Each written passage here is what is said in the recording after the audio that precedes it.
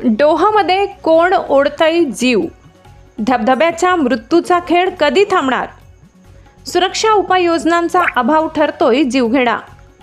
देवळा तालुक्यातील दहिवड चिंचवे परिसरातील चोर चावडी धबधबा हा पावसाळ्यात पर्यटकांचे आकर्षण आहे. हिरवाईने नटलेले डोंगर, तुफानी पाण्याचा प्रवाह आणि निसर्गाचे अद्भुत सौंदर्य यामुळे येथे दरवर्षी हजारो पर्यटक गर्दी करतात. मात्र या ठिकाणी कोणतीही सुरक्षा व्यवस्था नसल्याने मृत्यूच्या घटना वारंवार घडत आहेत. आज सकाळी 8:30च्या सुमारास मालेगावचा 17 वर्षीय अन्सारी शहीद अख्तर राहणार बिराजदार बाग जाफरनगर आपल्या मित्रांसोबत धबधब्यावर आला होता. दगडावर घसरल्याने तो थेट खोल डोहात पडला आणि वर न येता त्याचा जागीच मृत्यू झालाय. माहिती मिळताच देवळा पोलिसांनी घटनास्थळी धाव घेतली व मालेगावच्या शकील तैराक यांच्या मदतीने मृतदेह बाहेर काढण्यात आला. घटनेनंतर देवळा पोलिसांनी पंचनामा करून मृतदेह उत्तरीय तपासणीसाठी मालेगाव येथील शासकीय रुग्णालयात पाठविला. यावेळी सहाय्यक पोलीस निरीक्षक सौ नंदा पाटील, हवालदार शिंदे, नितीन बाराते, समाधान खुरसने तसेच होमगार्ड टीम उपस्थित होती. निरीक्षक पाटील यांनी सांगितले, तरुणांनी बेफिकीरपणे व सेल्फीच्या नादात जीव धोक्यात घालू नये. निसर्गाचा आनंद घ्या, पण तो प्राणघातक ठरू नये. तसेच लवकरच वरिष्ठांशी चर्चा करून आवश्यक सुरक्षा उपाययोजना केल्या जातील असे त्यांनी आश्वासन दिले. दरम्यान या धबधब्यावर मागील काही वर्षात 5-6 जणांचे मृत्यू झालेत. तरीही न फलक न बॅरिकेड्स, काहीच सुविधा नाहीत. ग्रामपंचायत व स्वयंसेवी संस्थांनी जनजागृती करावी आणि पर्यटन विभागाने अधिकृत नोंदणी करून पायाभूत सुविधा उभाराव्यात अशी मागणी होत आहे. प्रश्न मात्र तोच, वेळोवेळी होणाऱ्या मृत्यूला जबाबदार कोण? बेफिकीर पर्यटक की निष्काळजी प्रशासन? एकंदरीत घटनेवरून तुम्हाला काय वाटतं? S9 TV न्यूजसाठी शरद पवार, चिंचवे. नमस्कार, S9 न्यूजमध्ये मी प्रथमतः तुमचं स्वागत करतो. मॅडम, जर आपण या ठिकाणी बघितलं तर हा निसर्ग सौंदर्य पर्यटन स्थळ आहे.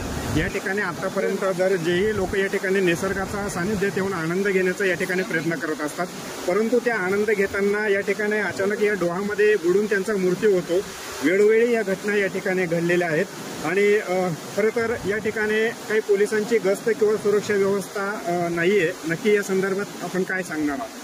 मी सुरुवातीला प्रथमतः एक आव्हान करेल, जे येतात तरुण या ठिकाणी त्यांनी निसर्गरम्याचा आनंद घ्यायचा, परंतु आपली काळजी पण घ्यायची. कारण काय असतं, ते निसर्गाचा आनंद घेण्याच्या नादात किंवा सेल्फी काढण्याच्या नादात पाय घसरून पडून इथं बरेच हादसे झालेले आहेत. त्याच्या संदर्भात आम्ही PI सरांशी चर्चा करून प्रतिबंधात्मक उपाययोजना करतो की जेणेकरून यांना, आणि मी आव्हान करेल की येताना आपण आपली इथं काळजी घेतली पाहिजे आपली स्वतःची. मॅडम, ही खरं तर बघायला गेलं तर काही पहिली घटना नाही आहे. आतापर्यंत जवळजवळ माझ्या मतानुसार ही 5वी तर 6वी घटना या ठिकाणी घडलेली आहे. आणि आपण ज्यावेळेसही घटना घडते त्यावेळेस पोलीस प्रशासनाला या ठिकाणी कळवलं जातं, परंतु प्रत्येक वेळेस कुठंतरी वेळ काढून पुढं जाण्याचा प्रयत्न दिसतो का? किंवा या ठिकाणी काही पोलिसांकडून खरं तर या ठिकाणी बॅरिकेटेड किंवा कुठला तरी एक पायाबंद असा काहीतरी नियमावली या ठिकाणी घडायला हवी. या संदर्भात आपलं प्रशासन उपाययोजना केली जाईल. त्या संदर्भात काही फलक वगैरे त्याचेही काही या ठिकाणी हे होणार आहे का? फलकाची पण काळजी घेतली जाईल, ते लावलं जाईल. आपण जर बघितलं तर मालेगावमधून अनेक तरुण या ठिकाणी पोहोचत आहेत आणि स्थानिकांनाही या ठिकाणी खूप त्रास सहन करावा लागतो. त्यांच्या शेतीमधूनही त्यांचं नुकसान त्या ठिकाणी होत आहे. आपण आता प्रतिक्रिया इथल्या स्थानिकांच्या घेतलेल्या आहेत. याबद्दल खरोखर आपलं पोलीस प्रशासन टोकाचं पाऊल शेवट उचलणार का? नक्कीच.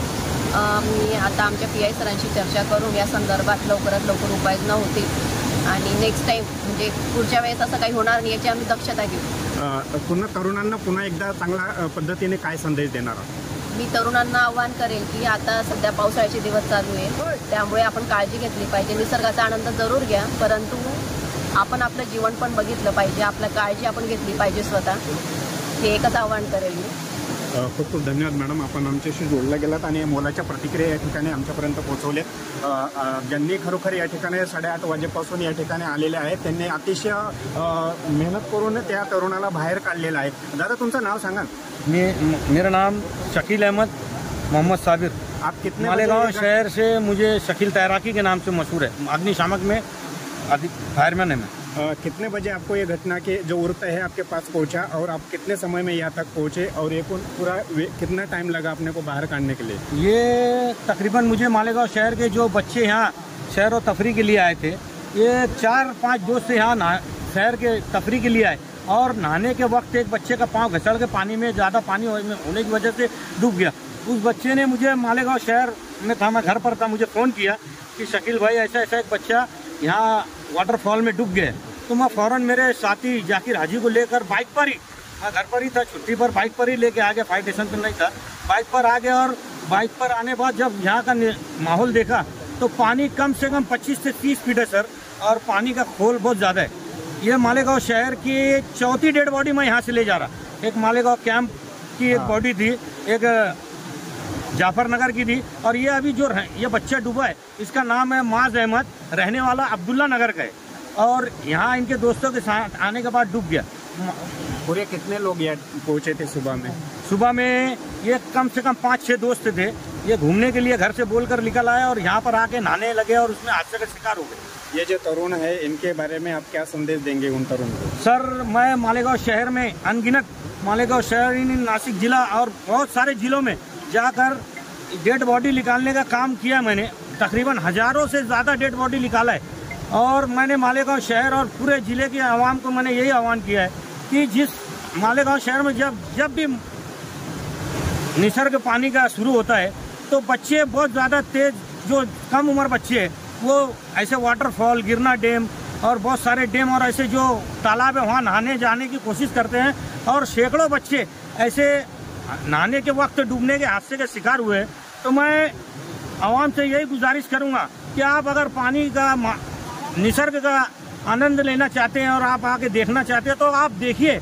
निसर्ग का देखने के लिए कोई मनाही नहीं है, लेकिन आप स्विमिंग आती नहीं और नहाने की कोशिश करते हैं, और नहाने की कोशिश करने में आपकी जान चली जाती है, आपके पीछे आपके पूरे घर वाले का बुरा हाल है। अभी मालेगांव शहर से कई सैकड़ों सोशल वर्कर जैसे खालिद हाजी हो, आसिफ मेयर माजी आमदार आसिफ शेख का भी फ़ोन आया मुझे, उन्होंने भी कहा कि आप जाकर वहाँ फ़ौरन पहुँचिए। मैं इससे पहले भी एसपी माननीय सिंधु साहब, एसपी सिंधु साहब से मैंने एक लेटर दिया कि मालेगांव शहर के बच्चे आसपास के निसर्ग और जितने भी डैम है वहाँ पर नहाने जाते हैं तो इनको, जो नहाने जाते हैं, जो स्विमिंग करते हैं, जो स्टंट करते हैं, उनको पकड़कर उन पर कोई कार्रवाई की जाए। जब तक अगर ऐसी जगहों पे नहाने को जो पर्यटन आते हैं बच्चे, उनको अगर कार्रवाई नहीं की जाएंगी तो हादसा बढ़ते रहेंगे। आज एक डूबा, कल दूसरा डूबा है। तो पुलिस प्रशासन और फायर ब्रिगेड मिलकर ऐसा कोई कानून बनाना चाहिए कि ऐसे कोई वाटरफॉल हो, गिरना डैम और कई डैम हो, तालाब हो, अगर वहाँ कोई नहाता है और नहाते वक्त पुलिस उसे पकड़ती हो तो उस पर कुछ ना कुछ इनकेस केस करना चाहिए, उसको फाइन मारना चाहिए, नहीं तो कम से कम 1 दिन की कस्टडी देना चाहिए। काय नाव आहे तुमचं? संदीप प्रकाश पवार। संदीप भाऊ, आपण जर बघितलं तर वेळोवेळी या ठिकाणी अनेक तरुण ह्या निसर्गाचा आनंद लुटण्यासाठी या ठिकाणी पोहोचत असतात। आज आपण जर दृश्याच्या माध्यमातून बघितलं तर मागेही बऱ्याचशा घटना या ठिकाणी घडलेल्या आहेत। आता ही कितवी घटना आहे? 5वी घटना आहे आता। 5वी घटना आहे। आतापर्यंत किती तरुण या ठिकाणी मृत्यू पावलेले आहेत?